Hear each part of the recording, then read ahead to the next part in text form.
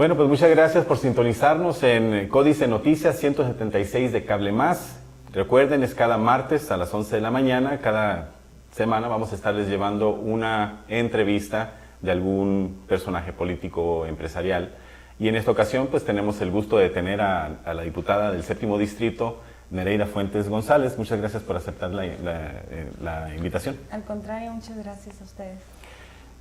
Pues para que nos comentes, que nos digas el trabajo que has realizado en este año pasado y lo que lleva de este año en tus comisiones. Tengo entendido, pues tienes la Comisión de Hacienda y Gasto Público, Fiscalización del Gasto Público. ¿Qué temas nos puedes platicar sobre tus comisiones? La Comisión de Hacienda y Fiscalización del Gasto Público. Bueno, son dos comisiones, la Comisión de Hacienda, Presupuesto y la Comisión de Fiscalización del Gasto Público.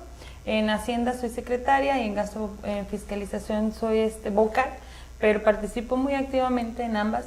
En Hacienda puedo decirte que hemos observado los dos presupuestos de egresos y las leyes de ingresos que nos han enviado al Congreso por parte de los poderes y de los organismos autónomos como de los alcaldes.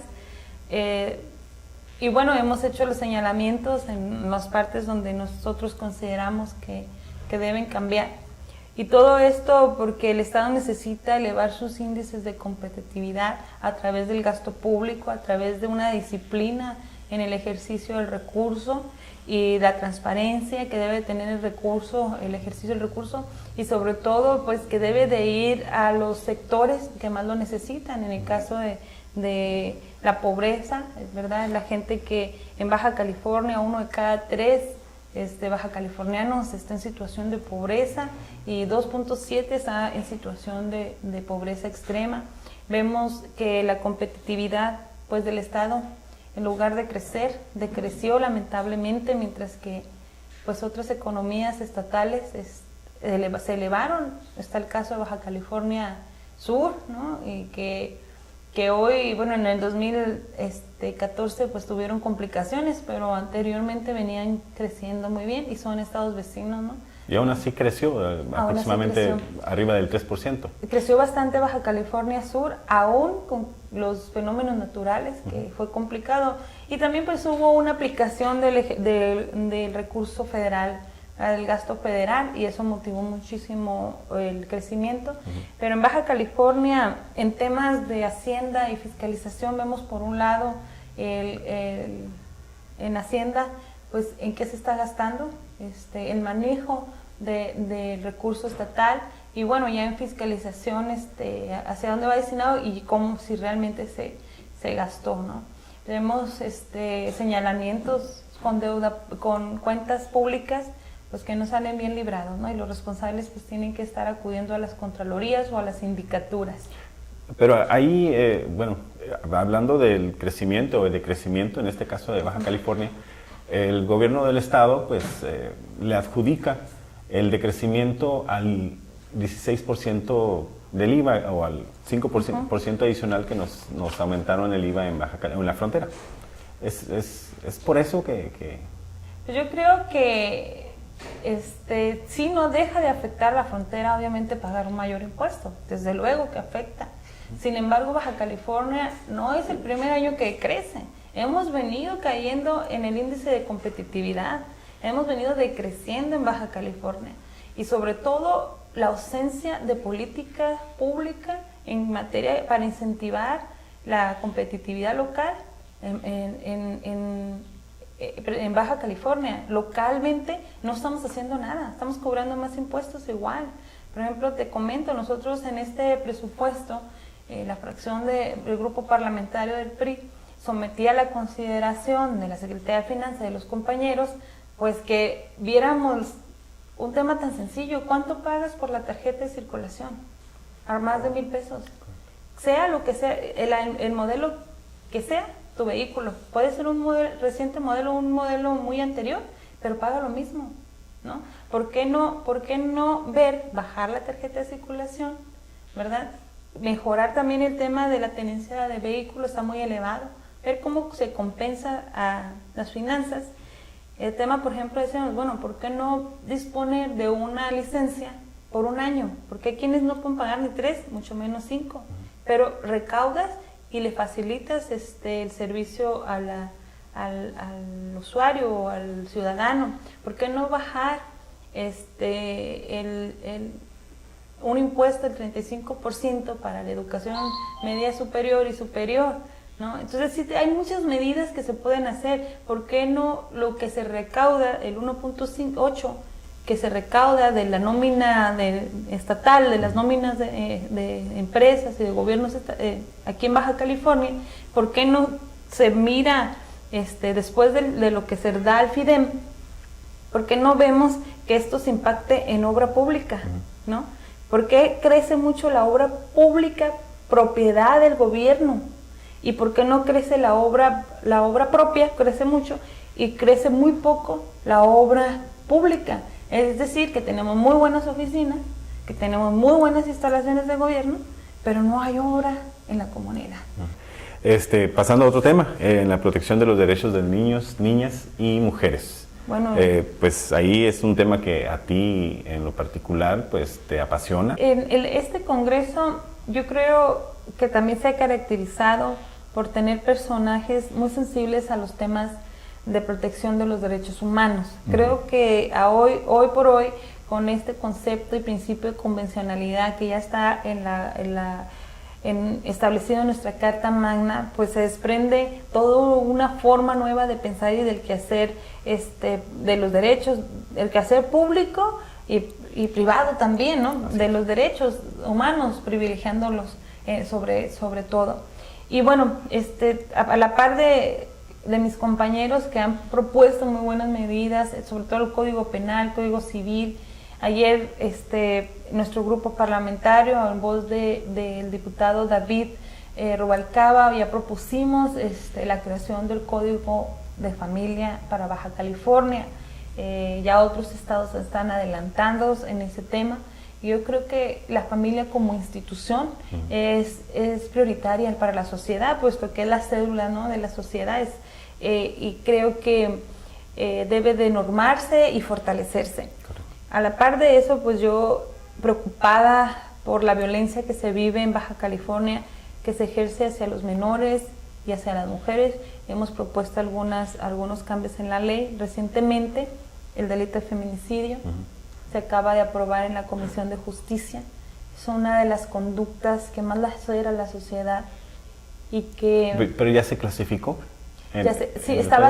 Sí, la pasada legislatura avanzó en hacerlo un delito autónomo. Ajá. Sin embargo, como estaba configurado, era poco probable encuadrar o tipificar algún Correcto. Crimen que se comete lamentablemente en Baja California muy seguido contra mujeres y niñas, pero hoy le hemos dado una modificación para ampliarlo, para que ampliar las causales, para que el investigador tenga más manera de configurarlo y acusar al indiciado de un delito mayor, porque ustedes lo han visto en Baja California. En Mexicali, lamentablemente, van 4 mujeres al hilo, de lo que inició el año hasta el día de hoy.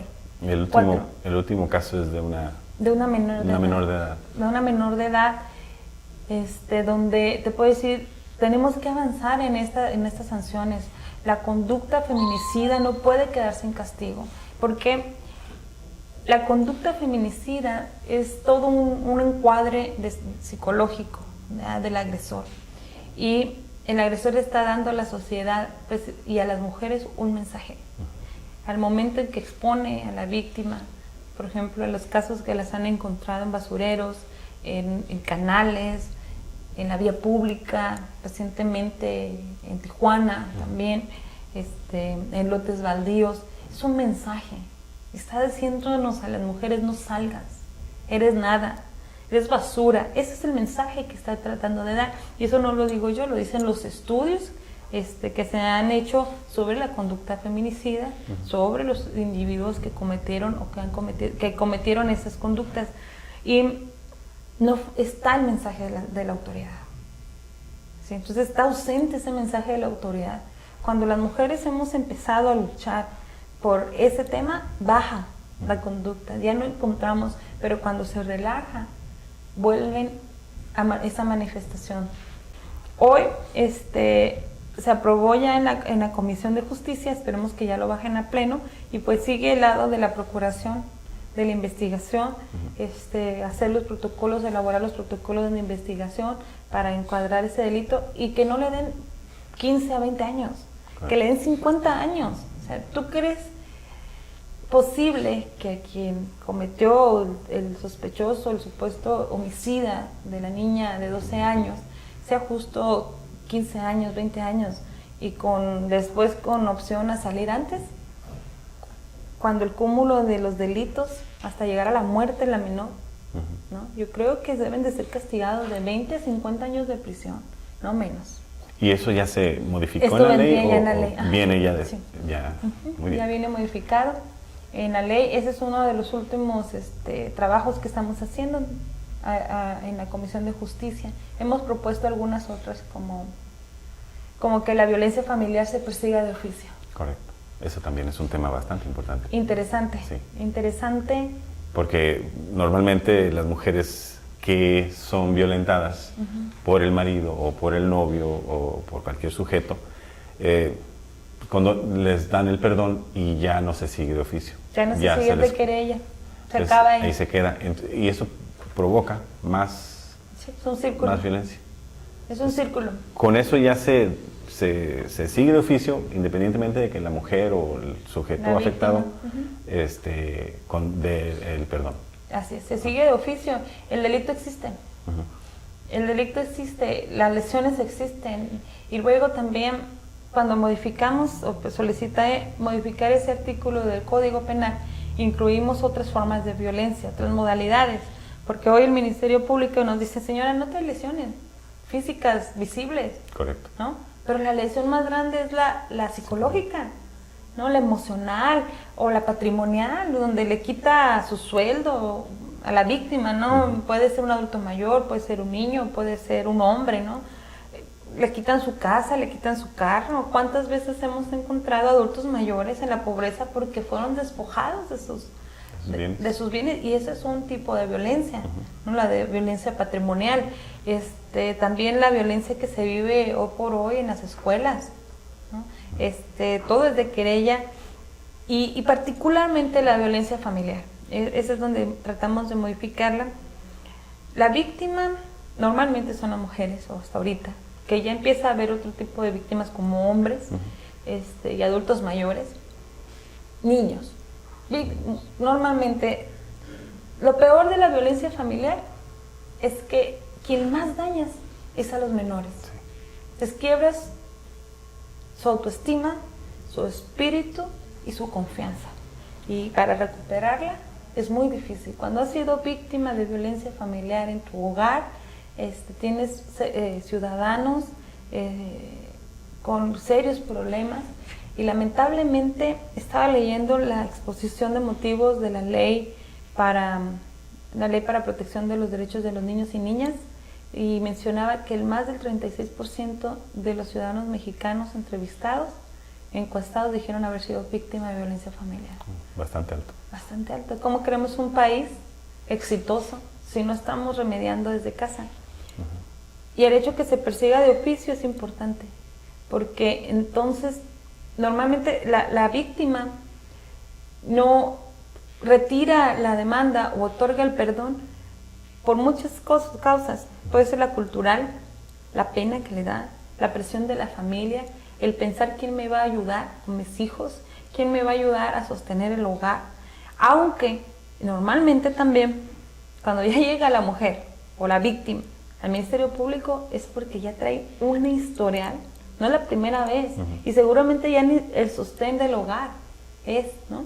Entonces ahí estamos también protegiendo esa parte, porque en ese articulado pusimos que se haga un embargo precautorio si hay nómina o si hay bienes, porque pues si vas a perseguir, y qué tal si va preso o presa, y cómo vamos a mantener a los hijos nuevos. Hay un embargo precautorio.